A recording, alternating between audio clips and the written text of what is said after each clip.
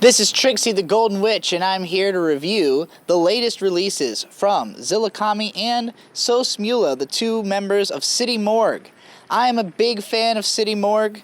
I think they're one of the most exciting, fun to listen to groups of recent years. As somebody who grew up listening to primarily nu metal and getting into hip-hop a little bit later, the fusion of the two does a lot for me, and they're one of the better acts at doing it. I think out of ZillaKami's just like unending passion for nu metal and amazing voice. He's just got this insane growl, this very deep voiced, loud sound coming out of this relatively small dude.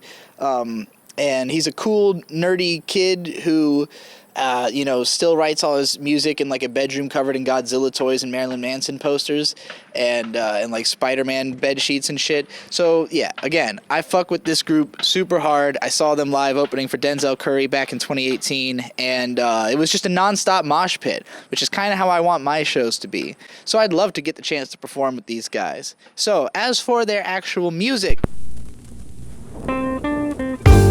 What you reviewing? What you reviewing? What you reviewing? Actual music.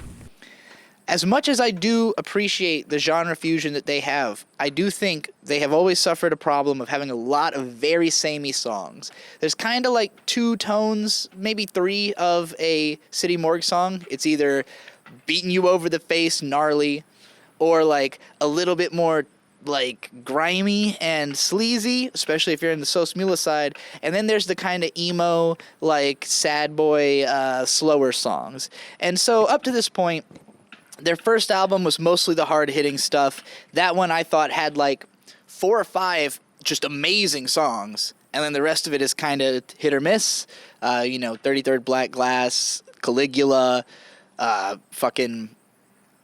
shit, I don't remember the other song. Whatever. There's a bunch of good songs on that album. Volume 2 came out, and I really thought that it broadened the sound. It filled in a lot of what was missing from the first album.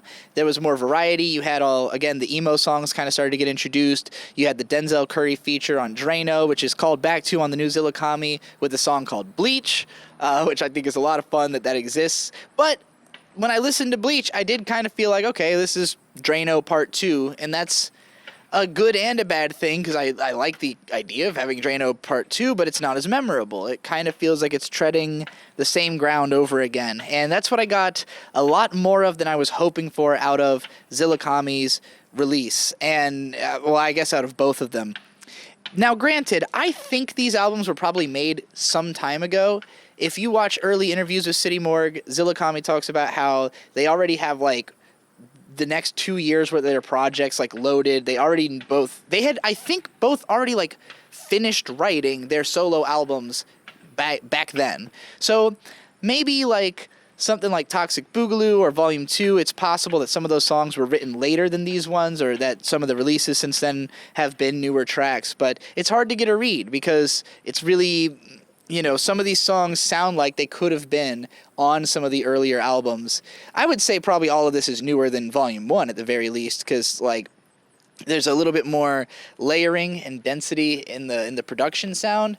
But even then, something that troubles me as a fan of guitar music is just simply that I do not love a lot of the guitar tones that are used in the more chuggy, metal-centric songs. And ironically, a lot of my favorite City Morgue songs are the ones that sound the least metal.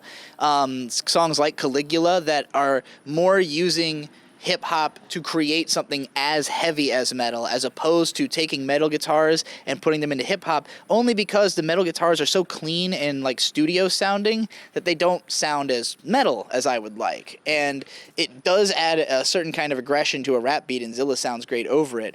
But, when you've got just kind of like a now riff going through, like, the entire song on, like, a fairly flat tone, it doesn't do a whole lot for me. Now, on Zilla's new record, there is a lot more of these, like, reverby, thicker, syrupy kind of guitars. This very, like, dissociated, hazy kind of feel over the album, almost a bit of a shoegaze influence, except that there's still, very much the metal sound to the guitars. So like, listening to the first few songs on this album, I found myself thinking, like, okay, this is pretty much City Morgue songs with just ZillaKami, and I don't think it works as well just because Sosmula adds so much variety in sound to what they do, and a lot of City Morgue songs aren't that structured. There's just not a ton of moving parts in them. So the fact that they swap between the two vocalists is kind of like the biggest punch you get in any of their songs. It's that moment when you go through the hook and then Mula comes in, or vice versa. And so I do think that on his album, he's able to survive a little better on his own because he can bring so many different types of voices and so many different types of tones, even though, like, he tends to hang in, like, the more sleazy, blunt, not really super imaginative or thoughtful. He's just kind of like, yeah, I'm going to go bust a bunch of heads and fuck a bunch of hoes and sell a bunch of coke, you know? But it sounds really cool and unique because nobody's really done those subjects with that voice over that beat, that type of beat. So, you know, I think that the Mula album actually provides something that is unique enough to exist outside City Morgue that is kind of interesting in its own way. Zilla, because of the fact that he basically writes all the City Morgue songs anyways, and I do think Sosmula is writing his own bars, at least at this point, but in the beginning, like, ZillaKami was a ghostwriter. He's a guy who just constantly writes bars, and he got someone to just be the other voice in the songs initially. So, like, it's not too much of a surprise that his solo work would sound the most like City Morgue.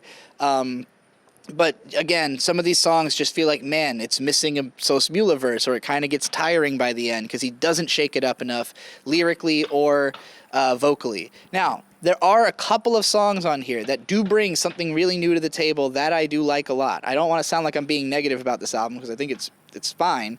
It's just, like, not as divergent as I was kind of hoping. And again, I credit this to maybe having been recorded long enough ago that, you know, there weren't, like, all these new ideas coming out. But the song Not Worth It, I think, is probably the most effective, like, punk hardcore type song that Zilla's made. Like, a lot of these, while I keep comparing it to metal, like, the sound you actually end up with is much closer to hardcore punk and much closer to, like, you know, the sound that just causes mosh pits at shows, which isn't always metal. Metal can be a little bit on the headier side.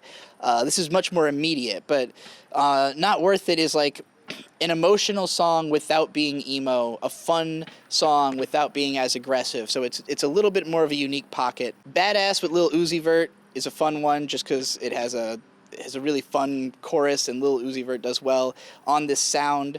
Dead Girl was a really unique one, almost like a dance song. It was a little bit more low-key. I will be listening to that more times for sure because it's interesting and I want to parse through it some more. The ending track, Space Cowboy, hard not to like as a Cowboy Bebop fan. The hook is literally "See you, Space Cowboy," so, you know, I have to appreciate my fellow anime fans walking around. I remember liking Hello as well. And that one being a little bit unique. But some of the songs on here, like IHY, that one just felt forced and kind of corny. Actually, Hello might have been my favorite song on here because that was the one where he was talking about, like, his experiences in high school and kind of, you know, just really embodying what kind of loner dork he was, so to speak, which is still, like, a, you know, cool, fun person by the sound of it to me, but I understand why he was having a difficult time, you know, fitting in and all that through this song, and I think it's a more effective expression of it than something like IHY, where he's just screaming, "I hate everybody 'cause I fucked up." Tactical Nuke Interlude is alright, but yeah, mostly just a lot of these songs just did not leave enough impact or have, like, enough of a different sound from a City Morgue song that I would choose to listen to this instead of going back to my favorite tracks from before. And overall, with City Morgue's discography, they have not really made an album that I love all the way through, but if I were to take the, like, top 5 songs off of each release and stack all that up, you got a solid, like, 30 tracks worth of fun shit. So, you know, I still respect it. I think both projects have some intrigue. Obviously, I gave a little bit more attention to the ZillaKami album because there's, like, more going on tonally, even though the songs are less original Whereas Sosmula is like exactly what you would think a fucking Sosmula album's gonna sound like, but that didn't exist before. So like, at least there's that. Anyway, that's all I have to say about these two albums. I hope you enjoyed it. I hope you'll check out City Morgue. See them live. They tear the fucking place apart. And see me live in the videos that I have on this channel where I do live performances. Or listen to my music, Trial of the Golden Witch, or that of the editor and producer of this channel, Vizier, who also collaborates with me. You can find links to where to support us and all of our different channels, all the different stuff we do down in the description, as well as, links to these albums and stuff. Check it out, support it, and always remember, music makes the world go good. What's my worst trait? What's my worst trait? Yeah. What's my worst? Yeah. Come on, let's go. What's my worst trait? What's my worst trait?